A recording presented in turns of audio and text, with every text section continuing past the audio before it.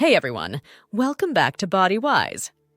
In the beginning, I must tell you that this video is for informational purposes and is not medical advice. Today, we're taking a deep breath and diving into the fascinating world of our lungs. These amazing organs are the unsung heroes of our bodies, tirelessly working to keep us oxygenated and alive. So, let's explore the incredible world of the lungs, from their intricate structure to their vital functions. And of course, how to keep them healthy and happy. Did you know that the surface area of your lungs is roughly the same size as a tennis court? That's a lot of space for gas exchange to take place. Let's start with the basics. Your lungs are a pair of spongy, pinkish-gray organs located in your chest, protected by your rib cage. They're like two balloons, constantly inflating and deflating with each breath you take.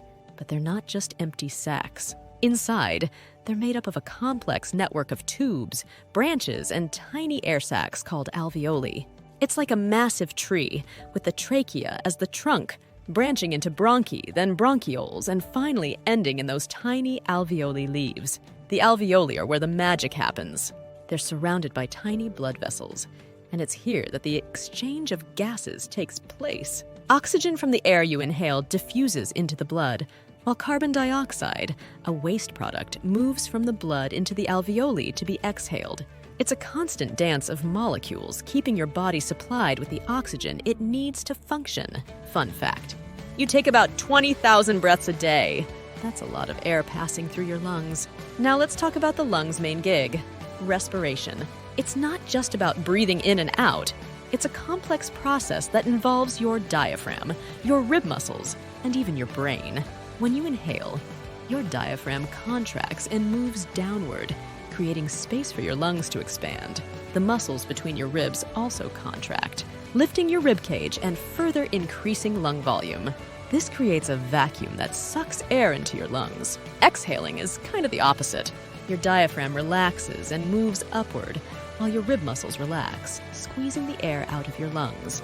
It's a beautiful, rhythmic dance that happens automatically, without you even having to think about it. Another thing to see is that the left lung is slightly smaller than the right lung to make room for the heart. But breathing isn't the only thing your lungs do. They also play a role in protecting your body from harmful substances.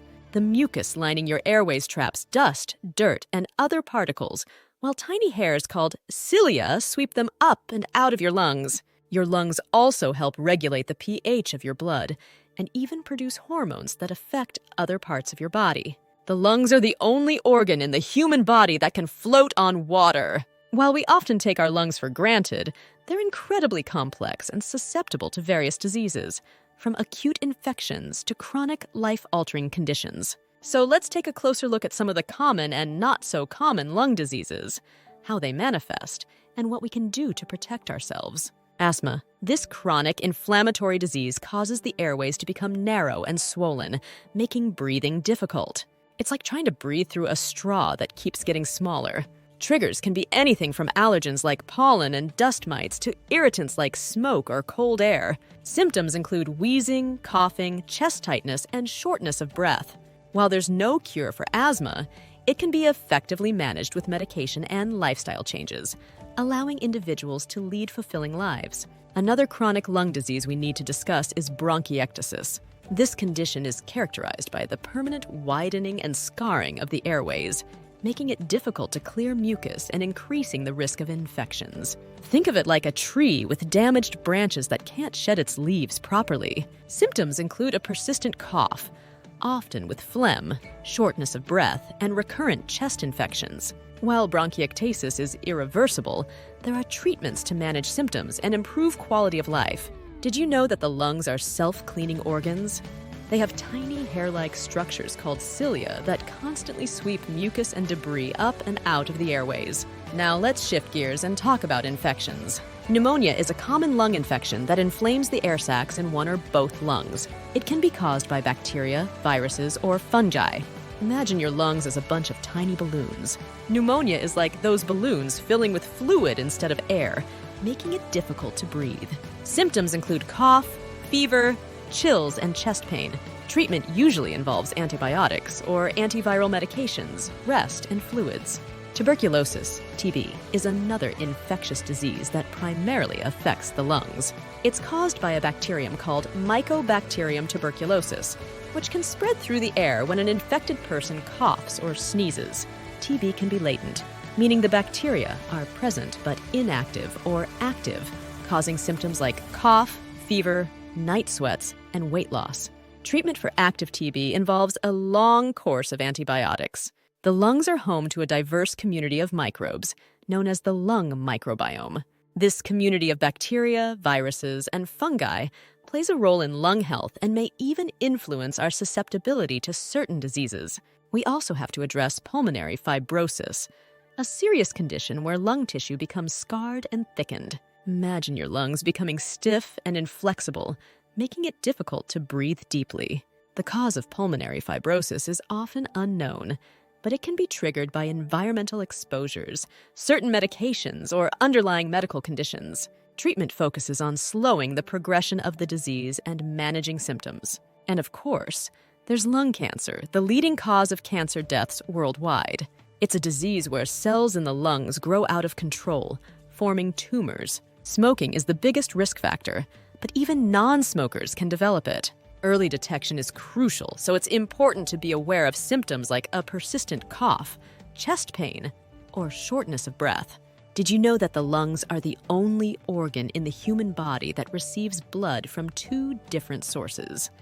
The pulmonary artery, which carries oxygen-poor blood from the heart, and the bronchial arteries, which carry oxygen-rich blood to the lung tissues themselves. Now, while these are just a few of the many lung diseases out there, the good news is that there's a lot we can do to protect our lungs and reduce our risk. Not smoking, avoiding exposure to secondhand smoke, and steering clear of harmful pollutants and irritants are crucial steps. So how do we keep these amazing organs healthy?